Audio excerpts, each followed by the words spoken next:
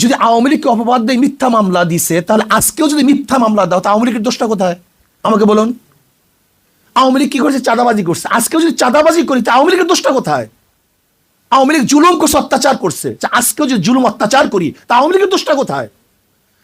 আমি চাই না কোন আওয়ামী লীগ করার কারণে কাউকে জ্বালিয়ে দেওয়া হোক, কারোর অফিসকে ভেঙ্গে চুরে তছনছ করা হোক, আওয়ামী লীগ করার কারণে তার মিল ইন্ডাস্ট্রিজকে জ্বালিয়ে দেওয়া হোক। এইটা আমি চাই না।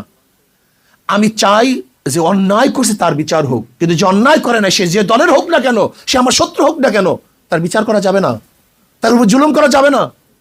এই জুলুম মুক্ত এক দেশ আমরা করতে চাই, প্রত্যেকের অধিকারকে প্রতিষ্ঠিত করতে চাই। আমরা এখন জুলুম করতেছি, হাজারো মামলা হচ্ছে, নিরাপদ মানুষের বিরুদ্ধে মামলা হচ্ছে। তাই সে আওয়ামী লীগ করুক, সে নিরাপরাধ, সে ভালো, তার নামে মামলা দেবো কেন? তাহলে আপনিও যখন ক্ষমতা পরিবর্তন হবে, তা আপনার নামে তো মামলা দিবে। এই সংস্কৃতি চলবে কেন? আমরা চাই প্রাইম মিনিস্টার রাস্তায় হাঁটবে, কেউ কাউকে বলবে না।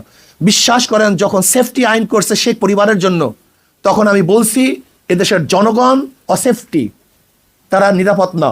যদি তারা নির্বোধ হতো, তাহলে শেখ পরিবারের জন্য সেফটি আইন করার প্রয়োজন হইতো না। যেহেতু তারা জুলুম করবে, অত্যাচার করবে, এর জন্য শেখ পরিবারের জন্য সেফটি আইন করা হয়েছে। এই সেফটি আইনটি আর দেখতে চাই না।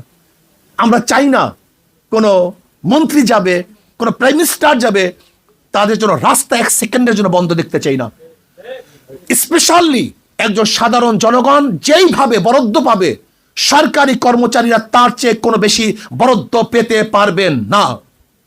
হযরত আবু বকর সিদ্দিক রাদিয়াল্লাহু আনহু খেলাফতে বসার পরে কাপড়ের গাঠটি নিয়ে বাজারে যাইতেছিলেন। শোনেন, ইসলাম সম্পর্কে আমরা অনেকেই জানি না। ইসলামী ফুবিয়া আমাদেরকে পাগল করে ফেলছে, আমাদের ব্রেনকে ধ্বংস করে ফেলছে। কাপড়ের গাঠটি নিয়ে বাজারে যাইতেছেন। ওমর ইবনে খাত্তাব রাদিয়াল্লাহু আনহু বললেন, ভাই আবু বকর কোথায় যান? কলে বাজারে যাই ব্যবসা করার জন্য। পেট চালাবো কিভাবে, খাবো কিভাবে? কলে গোটা জাতির বোঝা আপনার কাঁধের উপরে, আর আপনি যান ব্যবসা করার জন্য। কলে খাবো কি? কল ঠিক আছে, বাইতুল মাল থেকে আপনার জন্য কিছু ভাতা নির্ধারণ করি। একজন সাধারণ মানুষ চলার জন্য যেই ভাতার প্রয়োজন ছিল, ঠিক ওই পরিমাণে ভাতা নির্ধারণ করা হয়েছে, এর চেয়ে বেশি না। শুধু কি তাই, আবু বকর সিদ্দিক রাদিয়াল্লাহু আনহু ইন্তেকালের পূর্ব মুহূর্তে যেই পরিমাণে ভাতা রাষ্ট্রের থেকে নিয়েছিলেন, সমস্ত ভাতা আবার ফেরত দিয়েছিলেন। আর আজকে আমরা রাষ্ট্রের সম্পদকে কি মনে করি? আজকে বাতি জ্বালাই, গিয়া দেখেন বড় বড় অফিসারদের রুমের মধ্যে 24 ঘন্টা এসি চলতে থাকে। তোমার বাবার টাকা, তোমার বাবার টাকা, তুমি কার টাকা দিয়ে এসি চালাও 24 ঘন্টা? তুমি পাজরো গাড়িতে চলো, মার্সিডিজ গাড়িতে চলো, কার টাকা দিয়ে চলো? এই খয়রাতি ভিক্ষুক। আজকে হাজারো ভিক্ষুক মানুষ, বিধবা, মিসকিন, এতিম, তাদের টাকা দিয়ে তুমি গাড়ি বাড়ি, এসি, অমুক তমুক, তোমার নিজের টাকা দিয়ে হেলিকপ্টার কিনো, তুমি প্ল্যান করো তোমার টাকা দিয়ে, এটা তোমার ব্যক্তিগত টাকা। কিন্তু রাষ্ট্রের একটা টাকা অপচয় হোক, এটা আমরা চাই না। একটা টাকা চাই না, পয়সা অপচয় হোক, এটা আমরা চাই না। রাষ্ট্রের প্রত্যেকটা